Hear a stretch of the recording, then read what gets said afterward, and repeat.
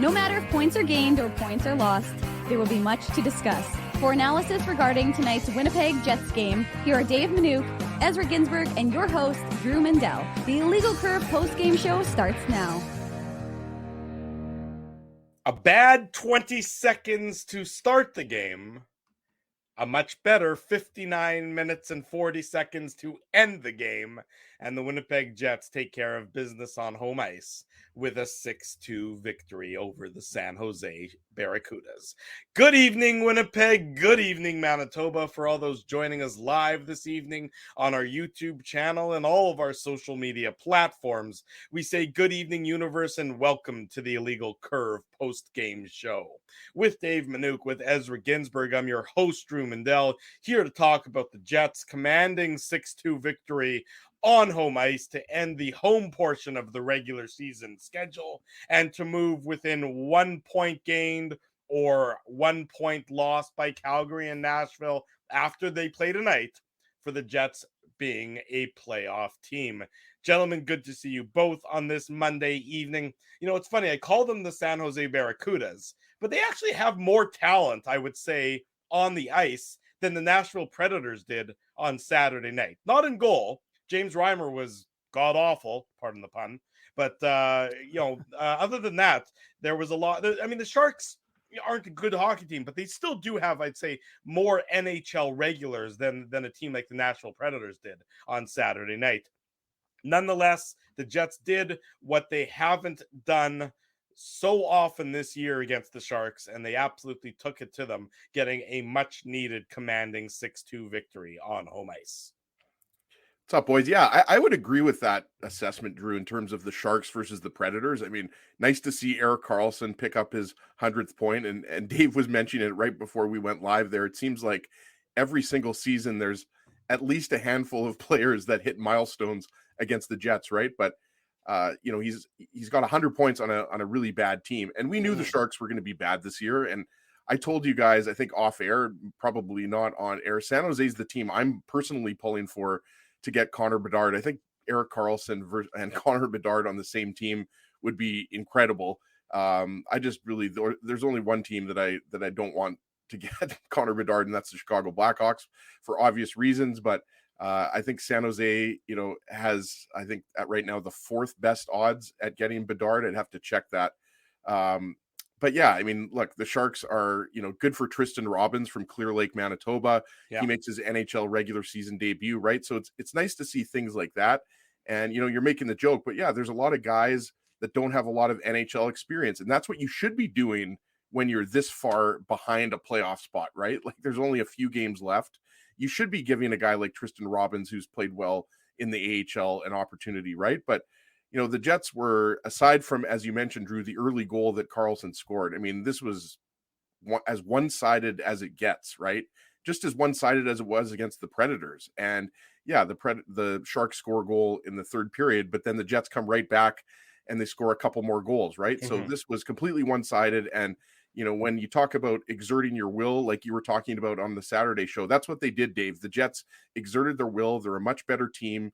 And, even though there was a little bit of adversity, I really liked when the Jets killed the penalty off that Kyle Connor took. I think it was a holding penalty in the third period, and the Sharks only had a few chances right at the end of the power play, but they just didn't really let the Sharks get back into this game, and especially when Appleton scored early in the third period. I mean, you knew the Sharks weren't coming back down 3 goals. They absolutely, and to Ezzy's point, Dave, and I want to get you in on that, is what I mean, not impresses me, but a positive from the Jets' perspective is every time San Jose pushed a little bit in this game, and when they pushed, I'm talking about when they got goals, the Jets responded very quickly. So the 1-0 goal, obviously a terrible way for the Jets to start the game, and we'll get into it when we get into the Betway game recap.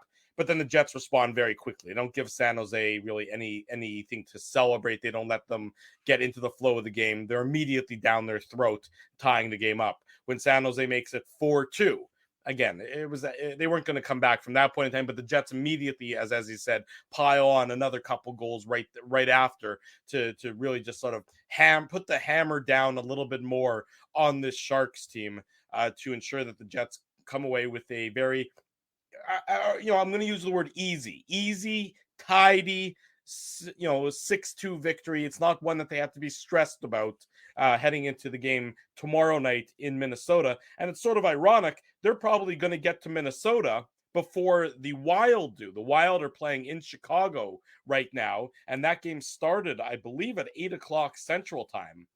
So it was even a later start. So the Jets will be in their hotel room in Minnesota, likely before the Wild are back in their homes in Minnesota ahead of tomorrow night's back-to-back for both of the Minnesota and Chicago tied 1-1 after one. Yeah, I mean, that game doesn't really have much impact from the Jets' perspective, but just sort of an interesting quirk in that it's a back-to-back for both teams, and the away team tomorrow night is going to be there before the home team is, Dave. Yeah, and we've seen that a couple of times this year, and folks are excited because the Preds currently have a 1-0 lead in Calgary. Sorry, so folks are said Winnipeggers are going to have to be showering after this night. They're cheering for the Nashville Predators. They didn't think they'd ever have to do that, but that's exactly what they want to see. They want to see Nashville win in regulation, because that makes it all the more difficult, because Nashville would then have to do the exact same thing the Jets do, which is play Minnesota, Colorado to end their season. And of course they'd have to win out and have the Jets lose the next two games. But just for the record, though, it doesn't matter if it's a regulation victory or an no. But what I'm saying is, but you just don't want to give. You just want to give. I'm just saying. Yeah, no. Of course, but the point I'm trying to make is that you want to see Nashville win. I just said regulation, but I'm just saying that you need to see Nashville win, because you just, again, Calgary is the closer of the two teams, and Calgary has the easier of the two schedules, because guess who Calgary plays next? Yes, but it's much funnier. So let me just break it down, actually, for everybody who's listening and who might not be fully aware of the playoff scenarios. So the Jets, with the victory today, obviously they move up to the 93-point mark in the Western Conference. Calgary is in action right now against Nashville, and then Calgary's 3 points behind the Jets, and the Predators are 5 points behind the Jets. Whomever loses between Calgary and Nashville is eliminated. Doesn't matter if they lose in overtime. Doesn't matter if they lose in a shootout. Whoever loses that game is done. Their playoff chances are over. And then whomever wins tonight's game between Calgary and Nashville really has to win out. So they do have to win out for the remaining either one game if it's Calgary who beats Nashville, or 2 games if it's Nashville who beats Calgary.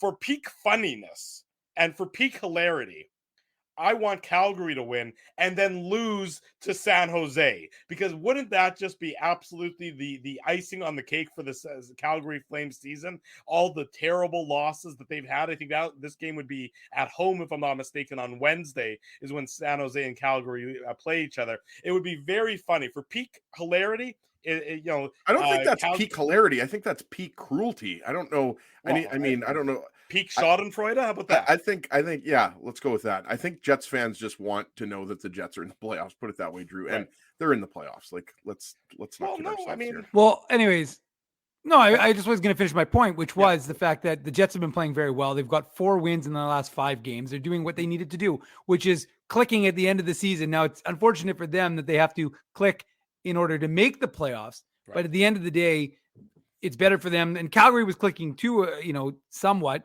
in that they were doing these come from behind victories, which they hadn't done. Let's be careful with how we say clicking here, Dave, when you're referring to the Flames. I don't get it. Like they haven't really been playing. They've been inconsistent all year. No. I agree with you. I agree. But what I'm saying is that, and I was going to say, but the funny part for the Flames is it was a joke. I was making a joke. It was that was a great one there, buddy. But whoa, Drew, sorry that we're not all rumor style for you right now. But anywho, the point is that the Flames, even though they've been inconsistent all year and hadn't had any third period comebacks in the last 10 days, of course, they've had 3 that have allowed them to gain points in the standings and kind of, put themselves where nobody expected them to be. But the point is, and what I'm trying to make, draw attention to is, because of course we're focused on the Jets here, is the fact that the Jets have had 4 very good games, right? And pulled out 8 points out of 10 in their last 5. So the Jets have done what they needed to do to push their way into the playoffs. And the fact is, Minnesota is dealing with injuries right now. They're playing right now, as you just said. So it's not as if Minnesota and Winnipeg have had a good rivalry, and so it'll be a good one tomorrow. But it's kind of on equal footing, almost a little bit against the Wild. So and we'll see what happens with Nashville, obviously, in Calgary, but we'll keep our eyes peeled on that as well. Yeah, you're absolutely right. Like, so no matter what happens with Calgary and Nashville and everything else, it's all a cow's opinion as long as the Jets get 1 point in their final 2 games. It's that simple. The Jets are completely in control of their own playoff fate and their own playoff positioning. It's simply just need to take care of business. And to your point, Dave, and I don't think we should really gloss over that. The Jets came into this homestand, a 5-game homestand, the longest homestand of the year, if I'm not mistaken, needing to sort of play good hockey because they hadn't played good hockey in a long, long time.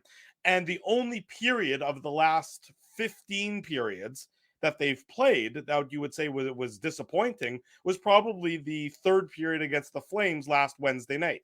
Other than that, they had been the better of the two teams on the ice in all of the games on their homestand. And that is something for a team that has been searching for consistency, Ezzy, and searching for something to build upon and searching for something to be positive about is something that they can certainly take from this homestand. Yeah, absolutely. And you're right. I mean, you look at just the games against the Wings, the Devils, and the Sharks.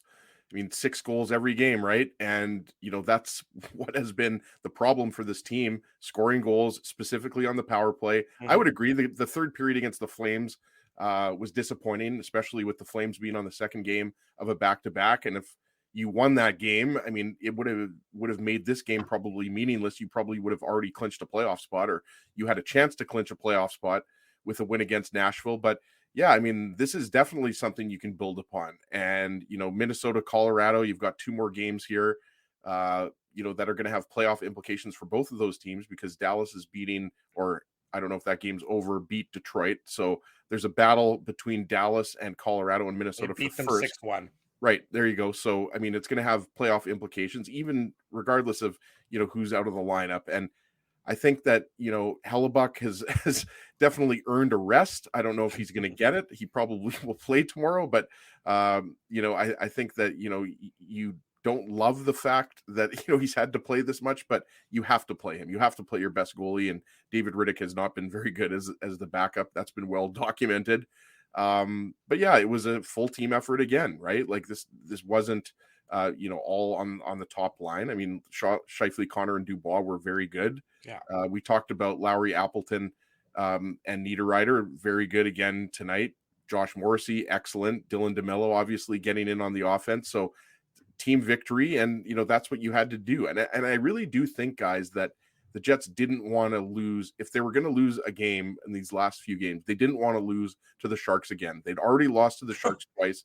And quite frankly, the last one, let's be honest, that was an embarrassing loss. Well, that was and bottom, so I think they were trying to also prove to themselves that, they didn't want to follow up the game against the Predators with another loss against the Sharks. So even though they were scored on first early, they fought through some adversity and, kept pushing. And even in the third period, they didn't take the foot off the gas. And that's sometimes what the Jets have done this year. And they didn't do that tonight. So it was no complaints from me. I thought that was a very one-sided win for sure. Yeah, one-sided, but you talk about it. Sorry, Dave. I was going to say the ice time, very balanced all throughout the lineup. Nobody is overtaxed in terms of their time on ice, especially in a 6-2 game like this. The lowest time on ice is Saku Maanalainen at 9:27, and the highest time on ice is Josh Morrissey at 23:09.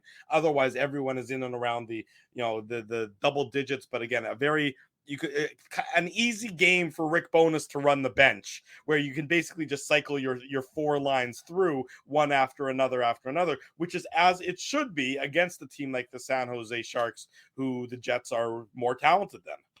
Yeah, and let's welcome Millet, who's watching us from the Philippines. So welcome, Millet, and welcome, I hope I'm pronouncing it right. But and one of the things we should note is that Kyle Connor and Nikolai Ehlers both didn't take the morning skate, and Rick Bowness said afterwards that one of the two, he wouldn't say whom, was a game time decision, and both took the warm up, and so did Carson Kuhlman. So we weren't certain exactly who that was going to be for, but my inclination is to think it was for Nikolai Ehlers because we were talking about it in the press box, # no big deal, and he was talking. There was some talk about how, but there was some talk about how Ehlers was taking some very short shifts in the first couple of periods. So perhaps he was still maybe he was a little bit under the weather. And that's the reason why Nikolai Ehlers wasn't, taking as long as shifts. I don't know where his ice time ended up, Drew, but he had, again, he had a good game. I just thought that, and Kyle Connor looked like he was playing a little bit longer. So if I had to guess, one of them, it's there's no value,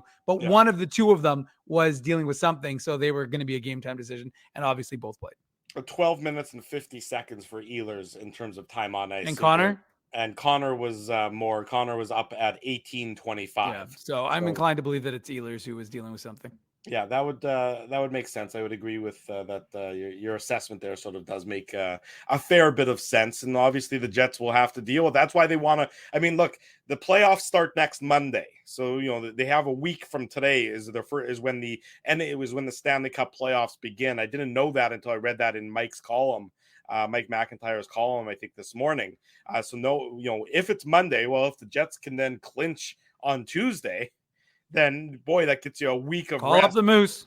Well, I mean, you're obviously going to on Thursday. You're going to be playing all the guys who haven't played in a long while, but it gives you a huge week of rest for a lot of the players who've been playing a lot of hockey as of late. First and foremost, of course, being Connor Hellebuyck. It's really, I mean, getting almost that full week of rest as opposed to just getting the 3 days of rest if the Jets have to play on Thursday in a meaningful game will be a significant step forward for a team that's played a lot of hockey as of late. Dave M., your TV is very concerning to me. Thank you very much. It's back on the fire. It wasn't on the fire, and I was getting a little off put from whatever was going on behind the scenes on your screen there, but things are back to normal now. It can't be the Illegal Curve post-game show if your head isn't on fire, Mr. Manuk. Fair enough. There you go. Let's get into the game. We got more goals than we had on Saturday night, so we might as well get into the Betway game recap a little earlier than we did on Saturday. It's brought to you by our friends at Betway, one of the most trusted voices in sports betting, both in Canada and all around the world. Betway is the sports betting app that puts you, the customer, at the forefront. With a large selection of betting options and sports, as well as strong promotions and fair odds, what are you waiting for? Head on over to Betway and bet your way. Must be 19 years or older to play. Please play responsibly. As we said, not the best start for the Winnipeg Jets. Can't help but chuckle at this start, especially now that the game ended 6-2. Erik Karlsson, his 24th of the season. Assist to Jacob Peterson and Logan Couture for the San Jose Sharks. That coming at the 22nd mark. The Jets look like they have a good opportunity or a good shift in the San Jose zone, and then it very quickly becomes an odd man rush for the Sharks, leading to Erik Karlsson getting his 24th of the season, and everyone in the Canada Life Center takes a big gulp as the game doesn't start the way the Jets wanted it to start, as Big gulp, right? Yeah, gulp. Number 99 for Karlsson at that point before he made it point number 100. But yeah, to me, what happens here is Nino Niederreiter's back. It's a 3-on-3 situation, and Nino Niederreiter seems like he's not sure who to take here. Mm-hmm. And that to me was where the breakdown happens, right? Jacob Peterson, it's a give and go between Erik Karlsson and Jacob Peterson. And to me, Nino Niederreiter, just his, I guess his indecisiveness, if you want to call it that, is what happened there. And yeah, it was just a little bit, slow to react for the Jets defensively. But that's what I saw there on that goal. And it was a nice give and go, don't get me wrong. But I just thought that Niederreiter, because he was a little indecisive, didn't know who to take. And then Karlsson obviously was open, and he, had a fairly wide open cage to score the first goal of the game there. Yeah, he did, and that was his first of the game. We know he got his second, and he got his 100th point of the season. And we were talking about this off air before the show started. I don't think he should be the Norris Trophy. Both of you think he's going to get the Norris Trophy. Not that either of you think that he's the best candidate for it, but look, he's a fantastic offensive player. But you can't tell me that his contributions to this Sharks team are so significant that should make him the best defenseman as awarded at the end of the regular season. He certainly was the best offensive defenseman this year, but it's not like the San Jose Sharks team is going anywhere fast. That's what the Norris is, though. The Norris is the best offensive defenseman. However you want to spin it, that's traditionally it does go to one of the defensemen that has the most points. So I don't think you're necessarily wrong, Drew, but I think there's a really good chance that Karlsson's going to get the Norris. Only 6 defensemen in NHL history have scored 100 points, right? And look, it's an incredible achievement. And I'm not taking anything away from it because 100 points, as you said, only 6 defensemen in NHL history have got have ever reached the 100-point mark, and he deserves full marks and full credit. And he was a fantastic player, especially in his days when leading those Ottawa Senators teams. But things haven't worked out as well for him ever since he became a member of the San Jose Sharks. But we digress on that one. 1-0 San Jose early in the game, and you want to see now, how do the Jets respond? Can they beat James Reimer, who they haven't been able to beat all season long? Are they able to flush the bad 20 seconds and get back into the playing the way they want to play? And the answer is yes. With Kevin Labanc in the box for holding, Pierre-Luc Dubois gets his 27th of the season at the 1:11 mark. So it took all of 41 seconds for the Jets to 51 seconds for the Jets to tie the game up. Assist to Scheifele and Ehlers, Dave. This is exactly the response you wanted to see from the Jets. The fact that it comes on a power play that's maybe showing a little more sign of life in the last little bit is even better news to boot for everyone else. Well, and we talked about it in the last game, how the Jets power play looked better and they had really good movement. And yeah, you wanted, I like the way they attacked, and Nikolai Ehlers, who I was discussing, could be dealing with something.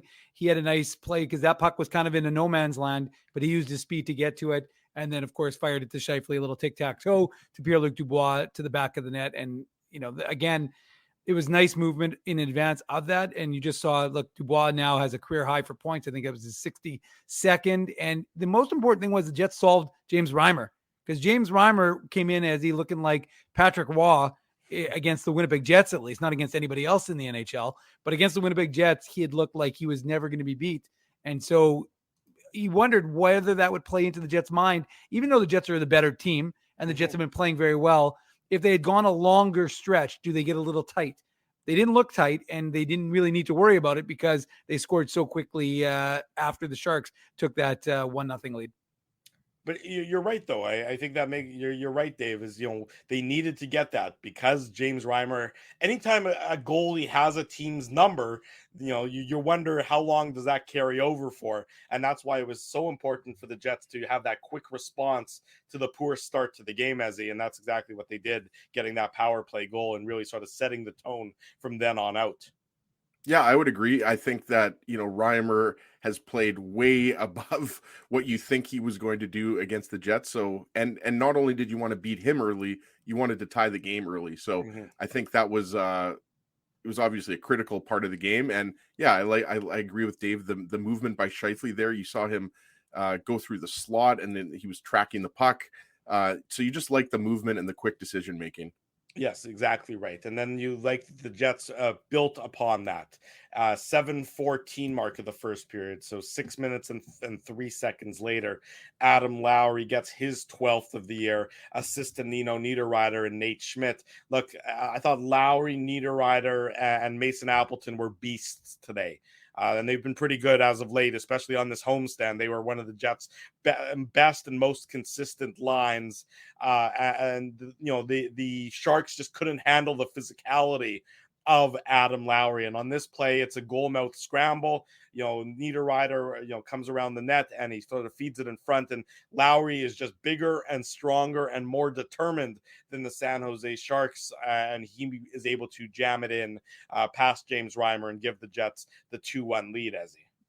Yeah, I would agree with that assessment of the goal. I think, Niederreiter, it's a good net drive. And I mean, I think what you saw, especially in tonight's game, is the inexperience on the Sharks back end. Like, yeah, you have Erik Karlsson out there, but you didn't have Marc-Edouard Vlasic, and Matt Benning is a veteran defenseman at this point, but Henry Thrun and we talked about Jacob McDonald earlier, and Nizov, I believe. I mean, these aren't. Ferraro's been in the league for a while, but right. Yeah, still, there's a lot of young players out there, and especially on that shift, that's what you saw. I think they were just scrambling around, and they, to your point, they couldn't handle the size of the Lowry, Appleton, Niederreiter line. So, I mean, that's what you like to see. I mean, some of these goals were nicer than others. That goal was obviously as greasy as it gets.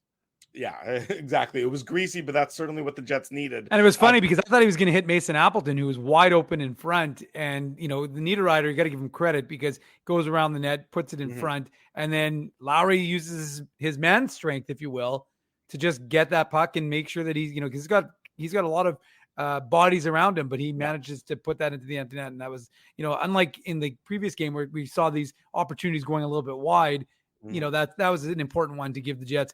To give the Jets some momentum and give the crowd some. I mean, the crowd was really good from the anthems right through to the end of the game. But I mean, it's easy to say they're good, but when the team is scoring goals and there's that little bit of a as you talk about, Drew, the pressure valve that comes off a little bit, the fan base can enjoy it a little. Yeah, exactly right. 2-1 at that point in time. Lowry, just with body position, is able to jam it in. And then the Jets make it 3-1. And again, this is what you needed to do. You need to not give the San Jose Sharks any semblance of life after the Jets gave him that semblance for the first 20 seconds of the game. It's Kyle Connor, his 32nd of the year, a quiet 32 goals on the year for Kyle Connor, assist to Dylan DeMello and Josh Morrissey. And it's a nice shot by DeMello. It's a tippable shot, and that's exactly what Kyle Connor does. He tips it past James Reimer as the puck goes point to point, and then DeMello gets it through traffic. He's been great this year for the Winnipeg Jets. Another one of those he's been underrated in his performance, I think, this year. Especially, we know that he's more, on the defensive side of things, but his offensive game has been tremendous this year as well. As he said, I think career highs in points and everything else in goals. If I'm not mistaken, Dave M, you keep track of that sort of thing. But it's Connor gets his 32nd on the nice top shot from DeMello, and it's 3-1 for the Jets. This coming at the 14:26 mark of the first period. I would agree that DeMello probably doesn't get enough recognition for his offensive game. And I think, he's done a really good job of getting pucks through to the net. And, I love Dubois' work here behind the net. And, obviously we've talked about Morrissey, and also just like the Jets were they were playing in more kind of decisive, I thought, than at some points of the season. But yeah, it was a nice Connor. I believe it was Logan Couture who had him in front of the net, a guy who, tips a lot of pucks himself, who has tipped a lot of pucks. I think he scored 700 points tonight, or not scored 700 points, but got an assist to make it 700 points. So yeah, that was just, as kind of basic as it gets, right? Just go to the net, nice tip. DeMello, as we talked about, has really gotten good at that. It's been noticeable this year that he's making more of a point at kind of, being that guy that, kind of the Neil Pionk style, getting those shots through from the point. So, and that was a huge goal. You're absolutely right. Late in the first period, you'd rather go into the second period with a 2-goal lead as opposed to a 1-goal lead, obviously. But yeah, and the Jets deserve that. I mean, what did they have, 14 or 15 shots in that first period to the Sharks 5 or 6? So, they worked hard for these goals. That's right. 14-5. I think, after the Sharks scored at the 22nd mark, I think it took Connor Hellebuyck until about 8 minutes later until he actually made his first save of the game, Dave, because the Jets just absolutely took control and I think outshot San Jose something like 8-1 after the Sharks opened the scoring. So Connor Hellebuyck gave up that early goal and then had a nice sort of 10-minute break in the, throughout the first period. Well, it was a very unusual situation with the shots because we didn't really know what they were. They kept changing they kept making all the stops and they kept changing all the shots because it was 8-1, then it was 8-2, then it was 8-3, then it was 8-1 again. And then the Jets suddenly had like 10 shots. Then the Jets had 9 shots and it was, I mean, again, not that it really matters, but it was just really unusual. And even at the end of the first period, when I tweeted from the IC account, I think it was like 16-5, but then somehow it ended up being 14-5. So the NHL folks were having some excitement. I think they were leaving early to get candy was our thought, but regardless, or they left a monkey in charge of, deciding all of the shot totals. Regardless, the Jets turned it around, and that's what you wanted to see from them. Because look, again, I don't really care if you want to call it a can't win, a must win, or a can't lose, or any of those ways of describing this hockey game. But the fact of the matter is, this was a game the Jets could not afford to lose. They absolutely needed the 2 points. And they needed to have a good response to the early goal, and that's exactly what they did. And they played a really solid opening 20 minutes. Yes, I would agree with that. And you talk about the possession numbers. We remember the dominant second period against Nashville on Saturday night. Possession numbers in the first period, 80% to 20% at 5-on-5 in favor of the Jets. So you can see that it was a dominant first period. I mean, the second and the third periods weren't quite as dominant, but they were still, one-sided. It ended up 72% to 28% in favor of the Jets. The high danger chances in the course of the game, 16-3 at 5-on-5 for the Jets. So again, a dominant effort by the Winnipeg Jets. Tonight, we say good evening to everyone that's just joining us. Welcome to the Illegal Curve post-game show. This is the Betway game recap. Drew Mindell, Dave Minuk, Ezra Ginsburg with you on this Monday night. If you haven't already done so, smash the like button, subscribe to the podcast, subscribe to the YouTube channel. We do this after each and every Winnipeg Jets game, and we're very close to doing it again for some upcoming playoff games. Jets need 1 point in their final 2 games to get that, or they need the winner of tonight's Calgary-Nashville game to then lose 1 point in their final games as well. And that would also clinch it for the Winnipeg Jets.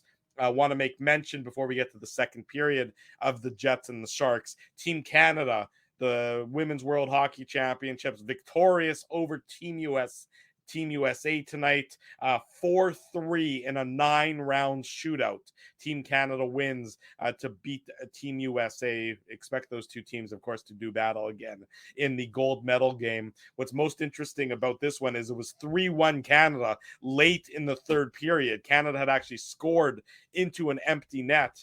And then Team USA came back and scored 2 goals, including the tying goal with about 3 seconds to go before the game ended up in the shootout. So another fantastic battle between Team Canada and Team USA, as happens all the time between those two juggernauts. No scoring in the second period. A very tidy second period. 3-1 was the lead. After 20 minutes, 3-1 was the lead for the Winnipeg Jets after 40 minutes. Not for a lack of opportunity, of course. James Reimer had to make some saves. Those were a few saves that he made in tonight's game because he didn't make many. But again, exactly what you want to see from a Winnipeg Jets team, even though there were no goals scored in the period. They successfully kill off that Kyle Connor holding penalty, and then for the most part they control the flow of that period to make it 3-1 going into the third. Ezzy.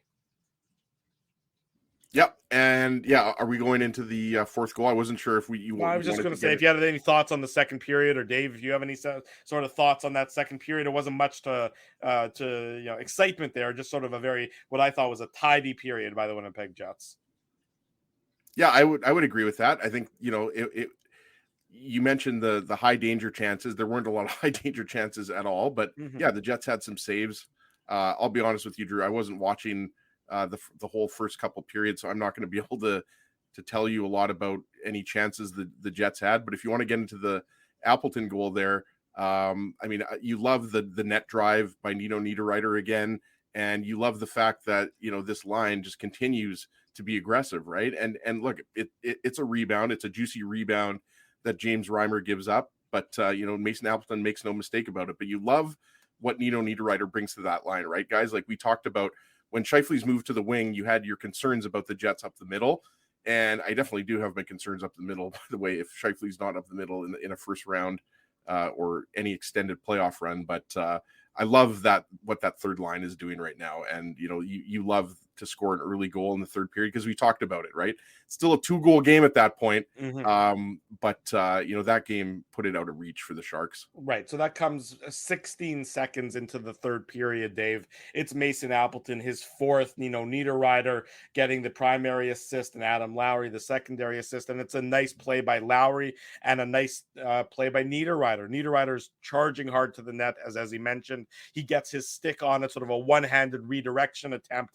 Reimer can't control the rebound and sets it up on a tee for Mason Appleton, who makes no mistake wiring it into the back of the net to give the Jets the 4-1 lead. And at 4-1, that's exactly what you wanted to see the Jets do to start that third period, is just sort of say, okay, good night. We're going to make this nice and easy on ourselves. We're not going to give you any hope whatsoever. And they do it 16 seconds into the period. Well, first of all, as he's right, that third line was phenomenal, and Yes. Niederreiter is a fantastic addition to. I mean, he's been a fantastic addition to any line he's gone on, but he really does seem to work well because he's a hard worker, and that's kind of what defines that third line for the Winnipeg Jets. And I think if you talk about the way this game went, and sure the Jets were in control, and you talked about the numbers, Drew, but talk about just a death blow to a Sharks team that, again, isn't a very good hockey team. They've got some good players, but not a great hockey team overall as a collective.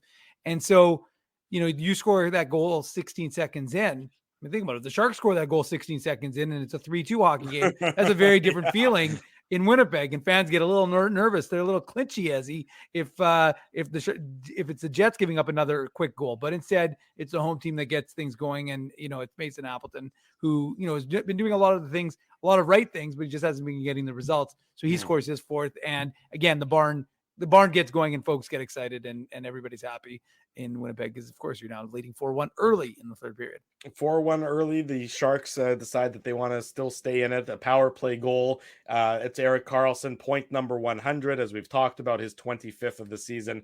Assist to Tomas Hertl. This coming 3:42 mark of the third period. This is with who's in the penalty box. The Jets take a bizarre too many men penalty. Yeah, this is it comes back. I'll tell you what, if you're gonna take a too many men on the ice penalty and it's gonna come back to bite you, do it when you're up 4-1. That's my expert advice for tonight, is do it when you're up 4-1. Just a little bit over eager on this line change, as the Jets played with 6 skaters and a goalie, which is not allowed based on my interpretation of the NHL rule book. The Sharks get the power play. The Sharks take advantage, making it 4-2. Still a fair bit of time, still 16 minutes to go in the third period, but it was far too little, far too late for the San Jose Sharks after this Karlsson goal. Yeah, and I mentioned earlier, I thought the penalty kill came through big in the second period when Kyle Connor took that penalty at a point in the game when obviously the score was closer. Mm-hmm. But I really, looking at the replay, I really don't know if Hellebuyck sees this. To be honest with you, it's Steven Lorentz who's providing the screen in front of Hellebuyck, and Karlsson knows it, right? Like, he identifies there's a screen there, and Karlsson's a veteran defenseman who has many goals in his NHL career. So, not taking anything away from him, but it kind of looked like that seeing eye type of shot, right? And Dave's right. I mean, if Appleton doesn't score early in the third period, which he obviously did, but like, that just shows you the significance of that goal, right? Because if it's a 1-goal game, then you're playing that game a lot differently. You're not playing it as loose as the Jets were. And I mean loose in a good way, right? So, I mean, Karlsson, great for him to get 100 points, great individual accomplishment. At the time, it looked like it was going to be a little bit more of a tight third period, but as we know, the Jets responded shortly after. But again, I mean, that goal, the penalty kill was aside from that really solid tonight. But again, I think that's at least that's what I saw there. Was I don't think Hellebuyck saw nearly enough of it as he would like. Yeah, I would agree with your assessment there. Again, the Jets respond, though. It takes 2 minutes and 6 seconds after San Jose cuts into the lead for the Jets to regain the 3-goal lead. Josh Morrissey, his 16th of the season, assist to Dylan DeMello and Mason Appleton. And we've seen Josh Morrissey wire the puck a few different times this year into the back of the net. This is one of those times, as I mentioned, that's his 16th of the year, in addition to giving the Jets a 5-2 lead. This is also our Seagram's shot of the game. Seagram's 83, Manitoba's favorite Canadian whiskey. Pour yourself one, available at any of our local liquor marts and wherever your fine liquor products are sold. Big thanks to Seagram's for being a sponsor here on the Illegal Curve post-game show. Just an absolutely beautiful shot by Josh Morrissey. You can see he just walks in. You can see he's got the time and the space, and he absolutely puts it into the top corner, beating James Reimer, and just almost a bit of a vintage Josh Morrissey goal. Dave, certainly a carbon copy to a few others that we've seen this year. It was a Josh Morrissey smash. I mean, that was a hammer shot, and it was a significant game for Josh Morrissey. He was playing in his 500th NHL game, and I sent this from the IC Twitter account, but I said it feels like just yesterday we were in New Jersey at the 2013 draft, watching Josh Morrissey, a babyface Josh Morrissey, get drafted by the Winnipeg Jets, and now 10 years later he's playing in his 500th NHL game for the club. But yeah, I mean, look. That was his 74th point in 79 games or 77 games, for Josh Morrissey. He had 37 in 79 last year. So he's doubled his point production in one season. I mean, it's been a remarkable year. There's just no other way of looking at what he has accomplished personally for this Jets club. They needed him.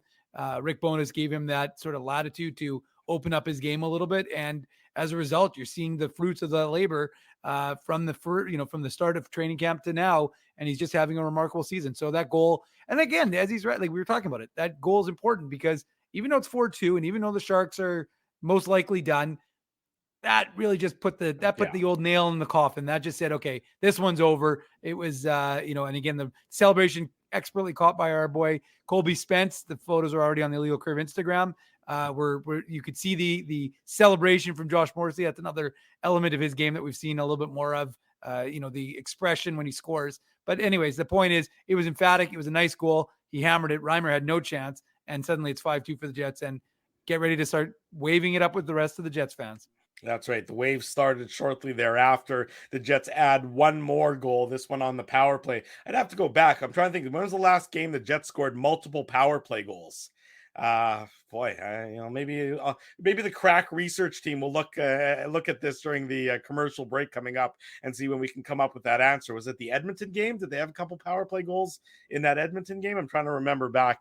Could have been. Yeah, that would be the last game that sort of comes to mind of them scoring a whole schwack load of goals. They definitely have not scored a lot of power play goals in the same game in the last month. That's it certainly had been at least that. If it wasn't that, maybe that Chicago game right after the All-Star break, that might be the only other one. If I don't know if they had a couple power play goals that game either. It doesn't matter. We'll look it up, or somebody else in the chat can look it up and tell us. But in any event, Mark Scheifele gets his 41st of the season. It's on the power play at the 7:35 mark. Assist to Kyle Connor, and Morrissey getting his third point of the night.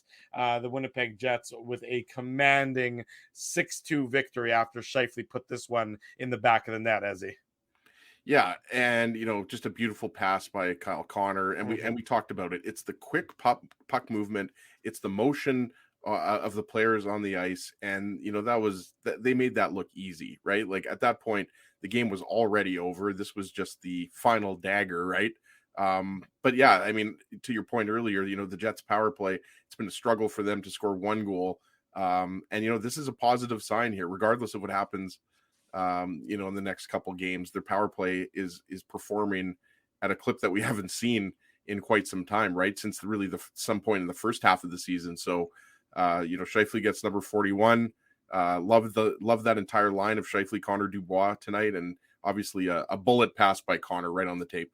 Yeah, exactly right. And, Mark Scheifele is not going to miss that opportunity very often, and he certainly doesn't. He gets his 41st, and that wraps up the scoring in tonight's contest. A very tidy victory by the Winnipeg Jets by that 6-2 margin. They finished the home stand on a good note. They take 8 out of a possible 10 points at home, and they're actually play a very good season on home ice, a record of 26-13-2 at Canada Life Center this season so far. We'll see if there's some playoff games still to come, but whatever it is, the home ice advantage was significant for the Winnipeg Jets this year, one of the best home records in the entire NHL. In fact, they have the most wins on home ice so far in the entire Western Conference. So the fans were treated to some good hockey at home this year, some not so good hockey at home as well,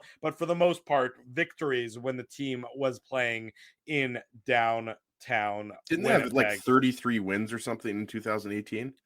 Yeah, in I think they only lost 2018, like yeah. 7 games in regulation in 2018. Yeah, like after the trade. No, let's put it this way. 2017-18. Ezzy, that was a good year for me to be the one who went into the Jets room and for you to be the one that had to always go into the visitor room. Ezzy would always look at me and be like, "Come on, Dave, let me go into the Jets room just once. I want to be around a They win never lost. just They once." that year, it's like they won every single game.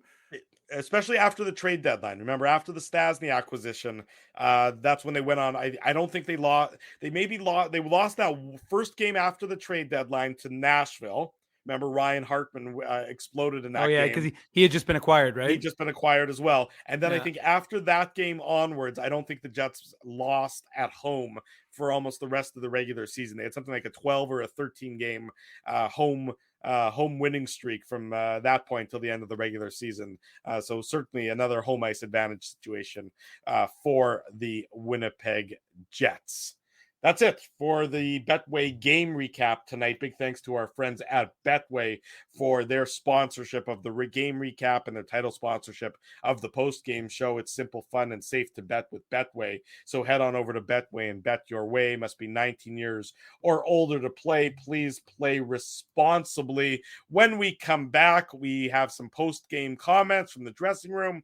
We'll have a look at the out-of-town scoreboard, our contests, much more to come. It's the Illegal Curve post-game show. We're live on a Monday night. Jets win 6-2. Don't go anywhere. Drew Mindell, Dave Minuk, Ezra Ginsburg with you. We'll be right back. Jerry Seinfeld, Chris Rock, Jon Stewart, Dennis Miller, Brad Garrett, the biggest acts and all the up-and-comers. They've all made their mark at Rumors Comedy Club, North America's longest-running independent comedy club. Rumors has kept Winnipeg laughing for over 25 years. When was the last time you laughed out loud? Make it a great night out with friends or book your office or birthday party, even a fundraising event at Rumors. Get all the details and dates on upcoming shows at rumorscomedyclub.com. He winds up. Oh, looks like Ezzy took that one right in the choppers. A blistering fast puck hurts like HE double hockey sticks. That's why I let the pros at Linden Market Dental Center turn my yow into wow. Get your brilliant smile back with state-of-the-art restorative and cosmetic dentistry from real pros. And remember, always wear a mouth guard. Now that's solid on ice advice. Learn more at lindenmarketdentalcenter.com. Creating smiles for life. Whoa, Ezzy, everything okay? You look stressed. Of course I'm stressed. We're moving, the house is upside down, the kids failed miserably at packing the fine china, and my life is in chaos. Chaos! Yes, that does sound like a problem. What am I going to do? Ezzy, relax. Rolly's Transfer Moving and Storage is the answer. With 60 years of experience in moving Manitobans and a track record of exemplary customer service, one call to Rolly's and your stress is gone. No job is too big or too small. Just visit Rollies.com and they will take it from there. Thanks, Dave, and thank you, Rolly's Transfer Moving and Storage, online at Rollies.com. Dave, my man, why are you in the car already? It's hours until game time. Drew, it's because I'm stressed out right now, driving around downtown Winnipeg, looking for a parking spot, and I'm not finding one. I've lost Ginsburg. I don't even know where that guy is right now. Dave, haven't I taught you anything? Do what I do. Pre-book your entire month's worth of game day parking with the Grid Park app. It's super easy to use and saves me both time and stress. Well, Drew, I'm not independently wealthy like you are. So I'm sorry that I don't have millions of dollars to pre-book my parking month in advance. What's that going to cost you? $25? How about $5? Come on, $5? No way. $5. I'm not telling you a lie. And our listeners can get a free park with the new special promo code Illegal Curve. Guess what? There's more. Come on, there's more, Drew. You're lying to me. What more could there be? Grid Park now has underground parking, so my car can stay warm during the game. So wait a second. All the driving around I do, looking for parking, minus 40. You're telling me I could be toasty warm in a car after the hockey game? That's exactly what I'm telling you. Underground parking. Just download the Grid Park app. That's GRYD Park and use the code Illegal Curve. All one word. You'll park for free your first time. Hi, it's Drew from Illegal Curve here. Selling your home can be stressful, but it wasn't for me. Thanks to my friends at Zappia Group Realty, they made the process so easy. My home sold within 48 hours and with multiple offers. Zappia Group Realty took care of everything with their exquisite customer service and attention to detail. If you want to sell your home for more in less time, get started by talking to Frank and Mauro Zappia of Zappia Group Realty. Online at zappiagroup.com. For 3 generations and over 80 years, Tough Duck has been making apparel that works and plays as hard as the people who wear it. From jackets to work boots and everything in between, Tough Duck's clothing can handle the harshest environments, even the Illegal Curve hockey show. Work to live, live to play. Visit toughduck.com. Bottom of the hour on Monday night. Welcome back to the Illegal Curve post-game show. Drew Mandel, Dave Manouk, Ezra Ginsburg with you. We'll be back tomorrow night again for the Jets and the Minnesota Wild. The back-to-back for both teams sees the Jets, if they earn 1 point, in St. Paul, Minnesota, a team that they've had trouble with, a place they haven't had a lot of success in as of late. 1 point earned tomorrow will put the Jets into a playoff spot. But based on the way things are going in Chicago for the Minnesota Wild, they might be an ornery bunch. Somehow, the Chicago Blackhawks have outshot the Minnesota Wild thus far in the second period by a 19-3 margin. That is impressive. I did not it took me a second this is courtesy of our buddy Scott Powers. I had to do a double take at the tweet to make sure he didn't invert the Wild and the Blackhawks. See, the Wild had outshot the Blackhawks 19-3. That would have made more sense. I don't think the Blackhawks have outshot anybody by that sizable margin at all this season. But in any event, 19-3. Those powerhouse Blackhawks, right, Drew? They're a juggernaut. They're looking to play spoiler. They are currently outshooting the Wild 30-12 with 3 minutes to go in that second. Told you period. the Wild were banged up, Drew. I know they're banged up, but Dave, they're still better than the Blackhawks. I mean, Are they though? Well, right now, not tonight so far. Tonight, Chicago leads 2-1 late in the second period there, and have that sizable... Hey, Jets fans should be enjoying that because this could be a very easy cruise, a little battle into between friendly Manitoba and Minnesota, not so nice. And if the Jets can handle them the way they've handled the last 4 of the 5 teams they've played, they could be clinching as of tomorrow. Okay, there you go. And in addition, the Crack Research Squad has gone to the tail of the tape and has discovered that the Winnipeg Jets last scored 2 power play goals in a game on March 11th. So just about exactly a month ago, the Jets scored 2 power play goals. Mark Scheifele and Vlad Nemesnikov scored first period power play goals against the Florida Panthers in that 5-4 Jets overtime victory in Sunrise. That was the last time the Jets had 2 power play goals in a game prior to tonight's explosion against the San Jose Sharks. So there you go. You can file that one away and use it around the water cooler tomorrow if you have an office to go to. I guess a lot of people don't have an office to go to. What happens if you don't have a water cooler at the office? The coffee pot, the photocopier, the Xerox drink machine. Well, you could still hang around it. And I mean, I don't know, the Xerox machine. Do you have a Xerox machine? Fair enough. Okay, thank you. You know, if I could just do a quick Manouk Moose minute here. Buddy Robinson, former Moose, has an assist in that game. That's his first point of the season. That's good. A Ginsburg Moose minute. Yeah. No, Manouk Moose minute. I was just reporting for the Manouk Moose minute. You're like a correspondent for the. Yeah, Manouk, I'm a correspondent for the Manouk Moose minute. Excellent. Former Moose Buddy Robinson. Good for him. First point of the season. Well, good job. Do you know that he's our buddy?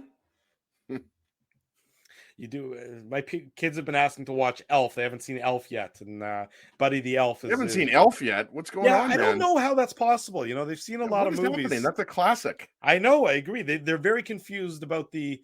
They want to see the scenes where he's always putting syrup on everything, because my kids would put syrup on everything also if they had their choice, like most children would. I'm with your kids. Hotcakes from McDonald's.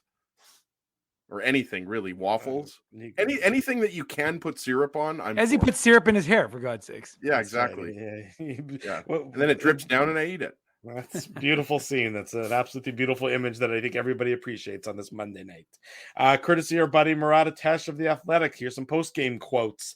Rick Bowness says that the Winnipeg Jets played 2 solid games and 1 bad one against the Minnesota Wild this season. He also says, forget about it. Quote, tomorrow night, all of that doesn't matter. It just doesn't matter. You put all of that aside and you make sure we bring our A game tomorrow night. That is Rick Bowness talking about the Jets and the Minnesota Wild. Double negative there from Bones. It doesn't matter. It just doesn't matter. He's emphasizing that it doesn't matter. So obviously, I guess that would be more repetition, but well, I think it's emphasis. I think emphasis was the word you were looking for. Yeah, not so much a double negative turns something into a positive. Yeah, you're right. Yes. Okay. Minus equals plus. But what element of this show is a double negative? Rick Bowness on the Jets powering through early adversity when the Sharks scored 20 seconds into the game. Quote, there was no panic. That's what we've been preaching for a while. Just stay in the moment. You're not going to win every shift. Things aren't always going to go your way. Next shift, get us going the other way again. That's the Jets head coach talking about the Jets being down 1-0 20 seconds into tonight's game. And the last quote here, courtesy of Murat Atesh and his always helpful Twitter feed. This coming from Josh Morrissey on the sense that the Jets' recent play, that no matter what happens, the Jets won't be denied. Quote, I think we're playing free, we're playing aggressive and confident and on our toes, and that's what makes us a great hockey team. Certainly a great homestand for the Winnipeg Jets. They finish it with 8 out of a possible 10 points when they needed those points the most. 1 point away. 1 point earned in the final 2 games.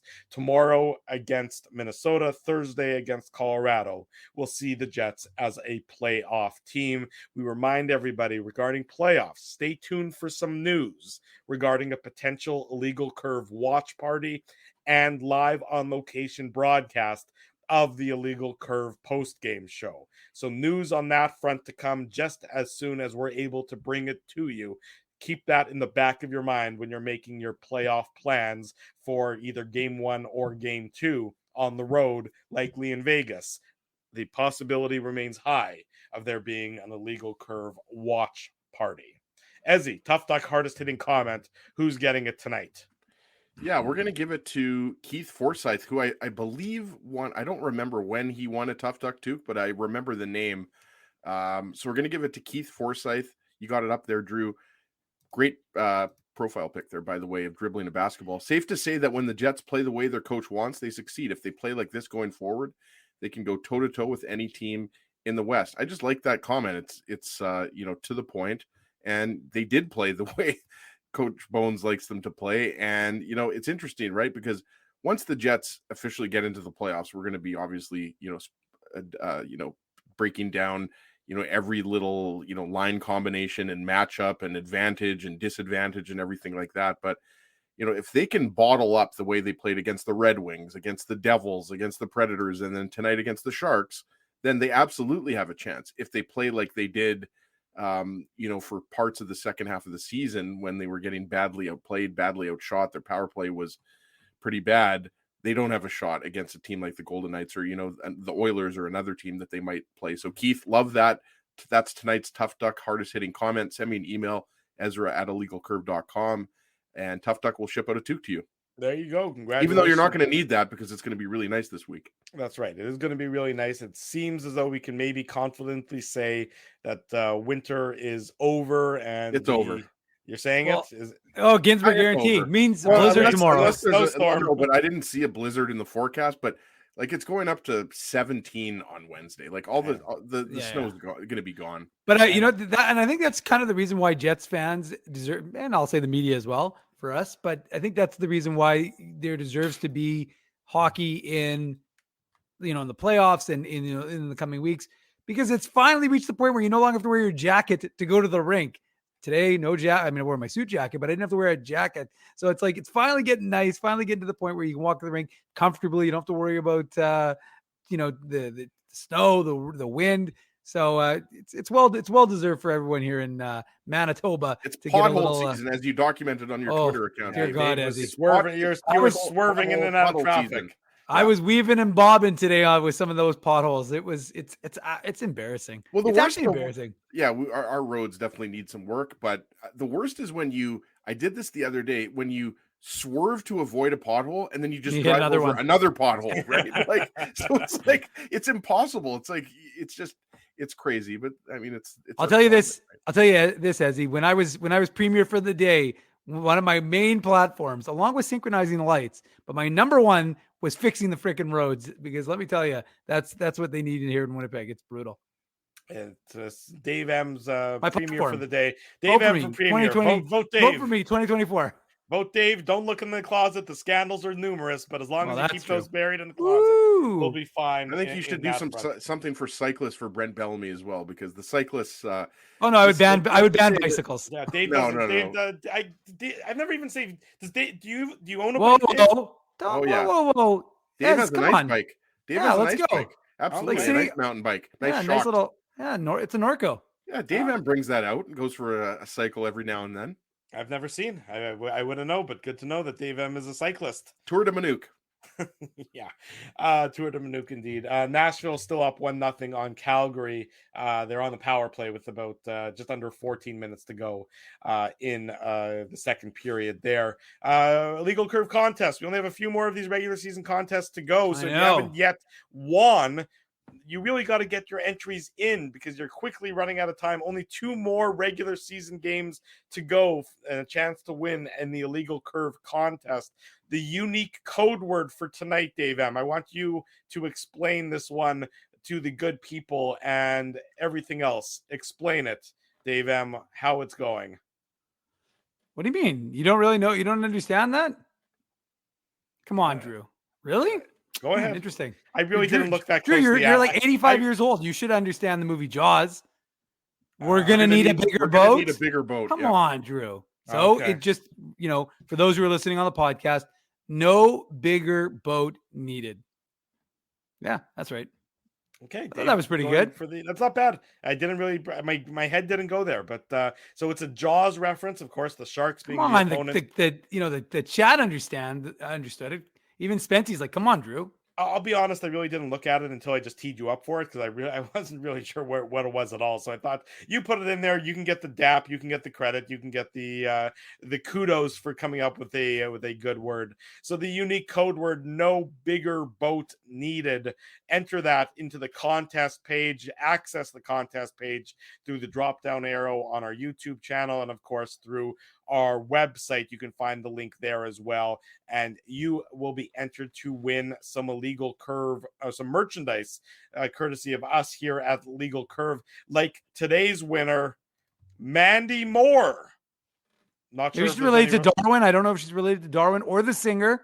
Yes. Either or, more, but she doesn't need any more. She'll get some IC gear, There or you sorry, go. Jets merch from IC. There you go. Jets merchandise What from was Mandy Illegal Moore's Curve. big song? Making My Way Downtown.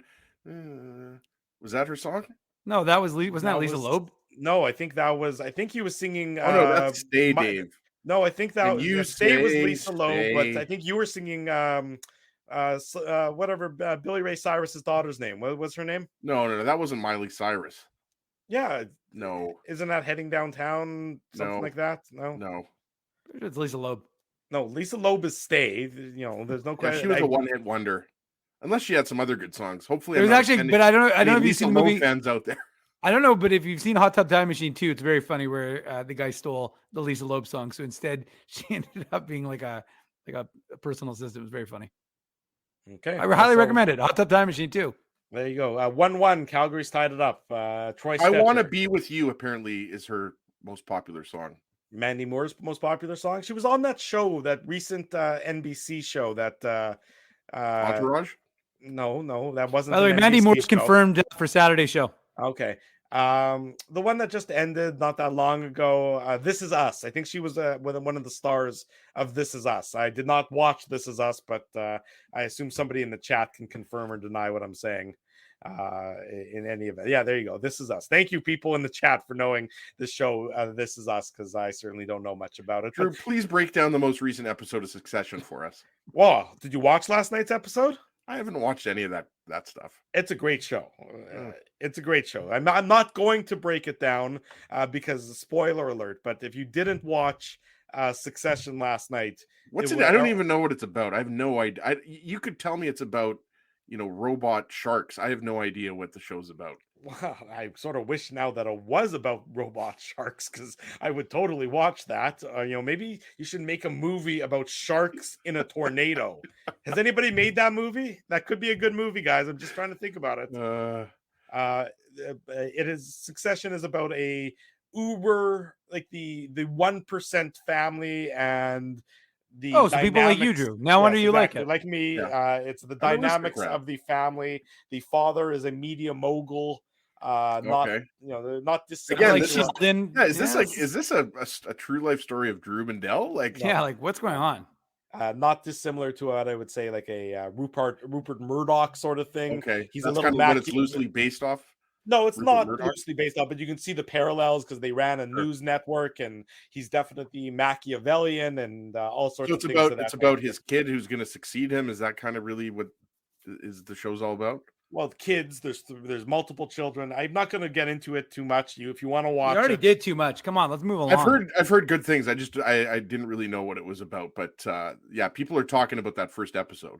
It wasn't the first episode. It was the most recent episode. Yes, it was a very dramatic episode last night. I'm not going to get into it anymore because, like I said, spoiler alert. And I don't want Doug getting mad at me. Doug, it's been an hour and 6 minutes and we've talked about hockey. And now you're getting mad at me that we're talking about nonsense. Normally we talk about nonsense at the 60 Doug doesn't minute like mark. it. By the way, Move on, Drew. Move on. My favorite though is when someone says, "What is this?" And it's when we were talking about the Flames the other day. Someone's like, "What is this? Lunch. Flames lunch?" Or Leafs lunch. But this is a good one by Spency Sutton. What is this? Succession lunch? I agree with Spency. Let's move along, boys. Come on. It's okay. This isn't a recipe for success, boys. There's lots to still talk about, guys. The Winnipeg Ice are going to learn who their next opponent is, which is tomorrow, apparently, for their. Is it going to be the Regina Pats, or is it literally just going to be Connor Bedard, like one player on the ice versus the Winnipeg Ice? It might be that. I mean, it's kind of ridiculous if you think about it. It's 1-0 Saskatoon. Right. That game 7 is happening right now. And that was the Mandel WHL minute. Yeah. So the next opponent, I think, for the Ice would either be Regina or Moose Jaw. If obviously if Regina wins, and if Regina loses, then I believe it's Moose Jaw. So I think that's how it's going to go for. Yes. Because Regina, I believe, is the 6th seed, and they reseed after the first round, and they'd be the lowest remaining seed. So if Regina wins, and people want, I imagine people want to see Connor Bedard if they have an opportunity to do Absolutely. so. Yeah. I don't believe he played here earlier this year. I think no, he played. He did. Did he play in Winnipeg? He did. In fact, because our friend our friend and photographer Colby Spence took some great pictures, Drew, on a little site for a little site called thelegalcurve.com. I've also seen some nice pictures at Rumors that Colby's been taking. Yes, Tim Nutt recently. So Colby's very talented. I thought that he is. You are incorrect. You can keep going down the road, but the reality is you are incorrect. So don't try and use some memory that's not there because it's a false memory. Okay, I will not go down that road whatsoever at all. But in any event, 1-0 Saskatoon leads after 40 Speaking minutes. of rested, Drew, you mentioned the Jets might get a full week off the ice. I think have had the last, they've been off for, I think, for a month now. Obviously, I'm joking, but that sweep of the Medicine Hat Tigers seems like a very long time ago. It does. It's like the morning papers in the notes. I'm always like, and now the Ice they're basically waiting for the next opponent. And so you're right, it's been a while for them. And the Moose, just to quickly, they finished obviously their homestand.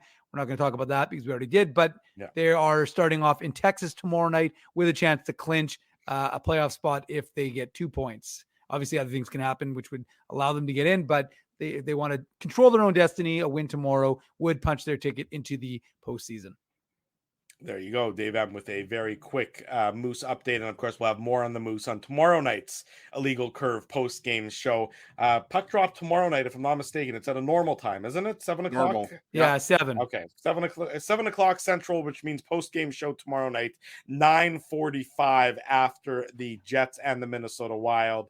Time will tell if it is a playoff clinching Jets game against the Wild tomorrow, or if they have to do battle on Thursday, attempting to get into the playoffs. Yes, Dave. But just quickly, what One Bird Fun Word does say, and that the person is not wrong, because sorry, I went to Darwin by accident.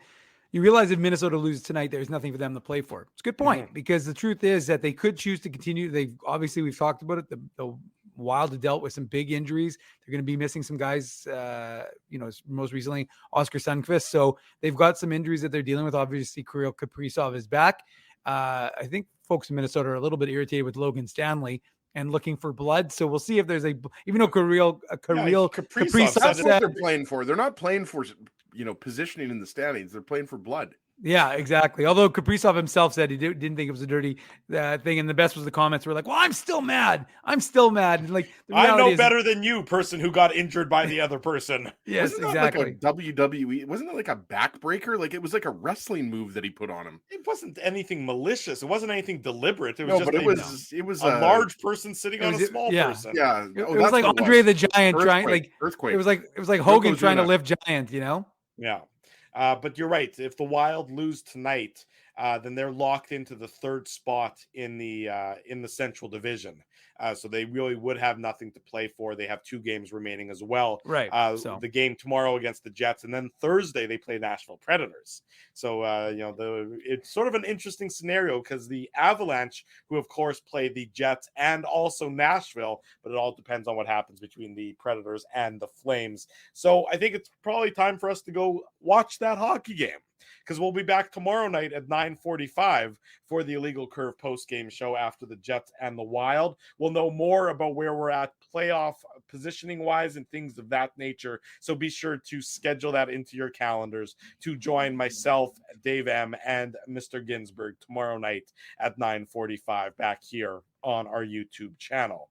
Want to say a big thank you to all the sponsors of Illegal Curve who make the post-game show, the Saturday show, and the website a possibility. Our friends at Rumors Restaurant and Comedy Club, Linden Market Dental Center, Zappia Group Realty, Betway, Tough Duck, Boston Pizza, Seagram's, Rolly's Transfer, Grid Park, and The Keg support these fine businesses because of their continued support of Illegal Curve hockey.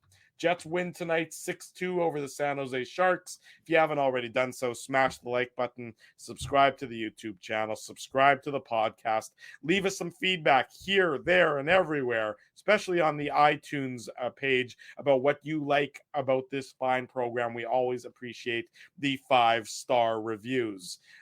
We'll see you tomorrow Icy's night. climbing the charts right now, top 25 podcast in Canada, folks, because of you. So we appreciate that.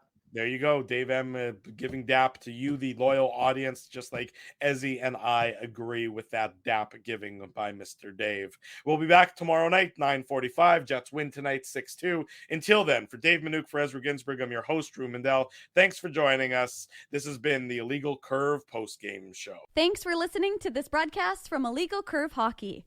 For more great Illegal Curve content, subscribe to the Illegal Curve YouTube channel, follow at Illegal Curve on Twitter, Facebook, and Instagram, and visit your online home for hockey in Winnipeg, illegalcurve.com.